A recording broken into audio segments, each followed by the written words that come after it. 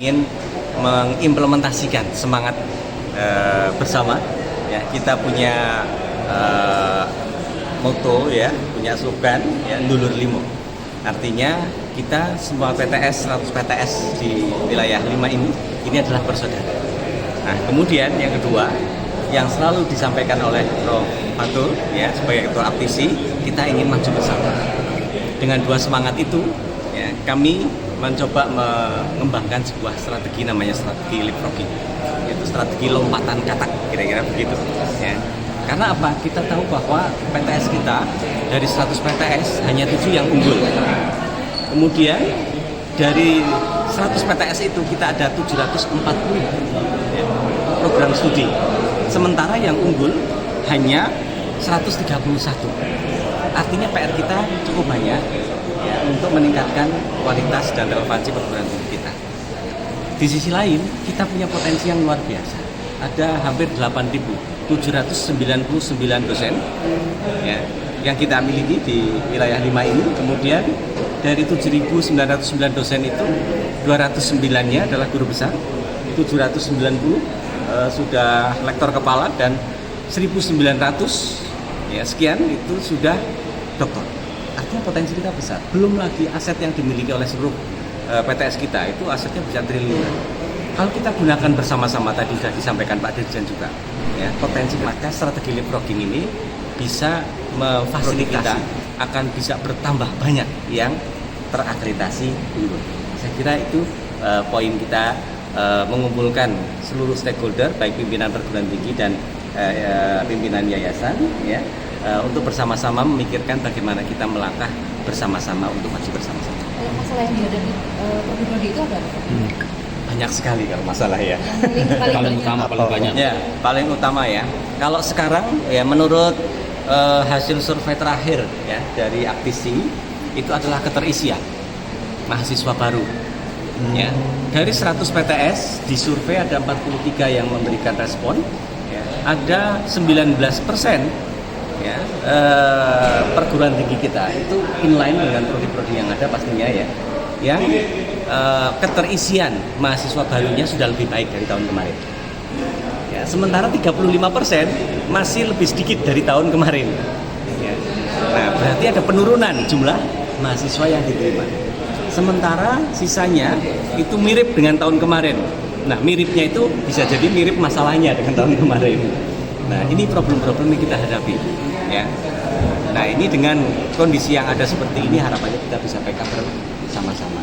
Di samping sekian banyak alasan-alasan teknis yang dimiliki oleh masing-masing prodi, apakah kemudian kualitas dosennya, sarana prasarananya, kebijakan dan seterusnya. Nah, ini saya kira juga menjadi berbagai macam permasalahan, termasuk juga ya, daya beli masyarakat yang kecenderungannya menurun ya, sehingga kita bisa lihat ya, tingkat keterserapan masyarakat ya ke perguruan tinggi tidak kira-kira.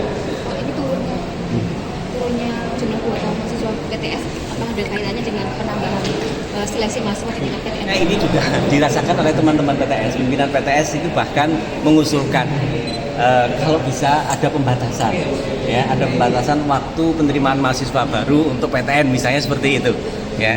Ya, kalau bisa lagi misalnya juga dibatasi jumlah mahasiswa barunya ya, karena harapannya memang teman-teman PTS ya, karena selama ini kan lebih banyak menunggu PTN selesai baru dibuka, kira-kira begitu. Walaupun sebenarnya masih banyak potensi ya, dari hasil surveinya Aptisi juga menyebutkan bahwa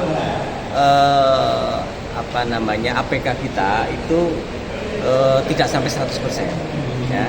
Artinya keterserapan bahkan di Jogja sendiri ya, itu hanya sekitar 40 sekian persen, 46% kalau tidak salah ya, lulusan SMA yang kuliah di Jogja ya. Artinya masih ada 50 sekian persen yang tidak terserap. Ini sebenarnya peluang untuk kita semua ya. Cuma masalahnya bisa jadi mereka tertarik untuk tidak kuliah lagi ya, karena ada keinginan untuk langsung bekerja ya, atau memang keterbatasan ekonomi mereka. Nah, ini juga kita menjadi catatan kami ya, tidak hanya sekedar rendahnya atau turunnya keterisian ya mahasiswa baru di PTS sekarang ini, bukan hanya sekedar dari banyaknya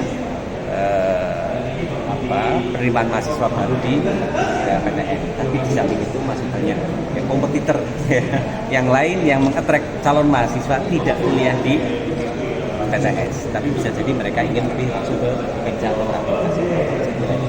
Pak, kalau dari kembali yang akreditasi Adalah sebuah sistem jaminan mutu yang dilakukan oleh eksternal perguruan tinggi. Ya.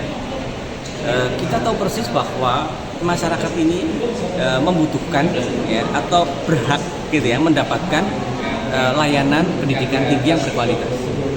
Kira-kira masyarakat tidak akan ada yang mau kalau kemudian kuliah pokoknya asal daftar tiba-tiba lulus. Mereka akan ingin belajar benar-benar. Nah, makanya dalam proses memastikan proses pembelajaran di perguruan tinggi tidak hanya pembelajaran tapi tridharma berkualitas, maka ada proses penjaminan mutu. Nah, penjaminan mutu ini tidak hanya dilakukan oleh lembaga akreditasi BAN-PT atau LAM, tapi justru ya, harus dilakukan oleh internal dari perguruan tinggi ya, dengan SPMI, ya, sistem penjaminan mutu internal.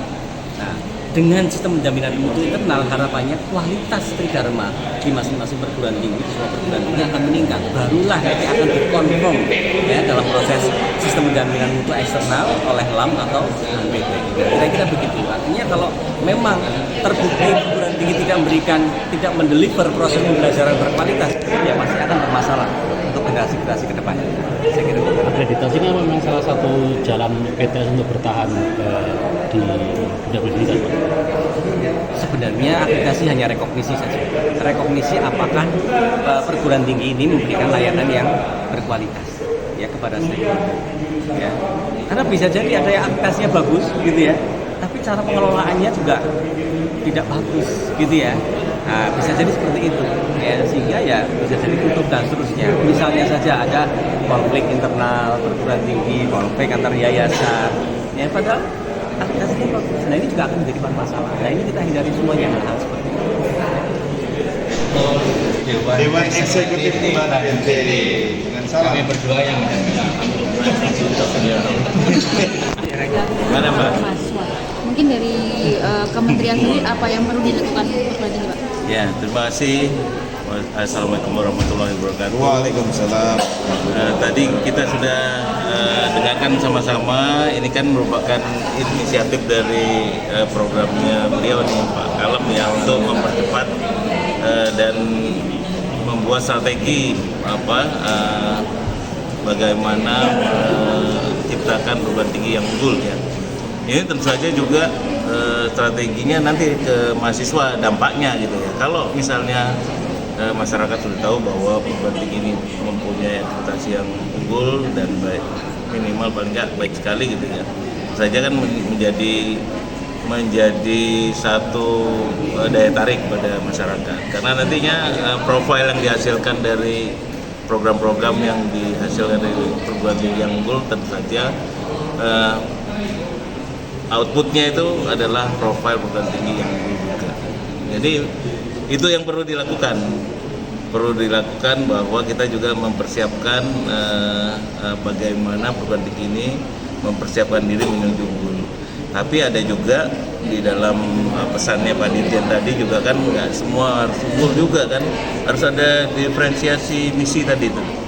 Diferensiasi misi misalnya keunggulan dari isi misalnya, itu kan budaya segala macam. Nah itu di situ budaya unggulnya terbentuk. Jadi juga masyarakat yang ingin memilih perguruan tingginya itu kan berdasarkan passionnya dia ke seni, yang bagus silakan seni, dan yang memang ke high tech misalnya ya, itu juga di perguruan tinggi Jogja kan ada, misalnya Amkom misalnya yang teknologinya juga maju gitu ya, atau kedokteran. Di sini kan kita juga ada kedokteran UEB, UAD. Ini juga UI, ini juga kan jadi daya tarik mahasiswa untuk mencari prodi-prodi yang unggulan dari perguruan tinggi. Jadi masing-masing perguruan tinggi harus punya karakteristik. Iya. Jadi nggak cuma semua unggul, tapi semua unggul yang sama enggak, tapi punya karakteristik yang berbeda ya. Tadi ada perguruan tinggi yang seni dan yang misalnya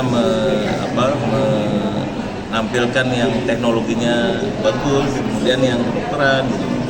Ini kan menjadi penarik dari para pencari perguruan tinggi untuk berprestasi, untuk studi di situ. Untuk Pak Ari, Pak, Iya. tadi kan di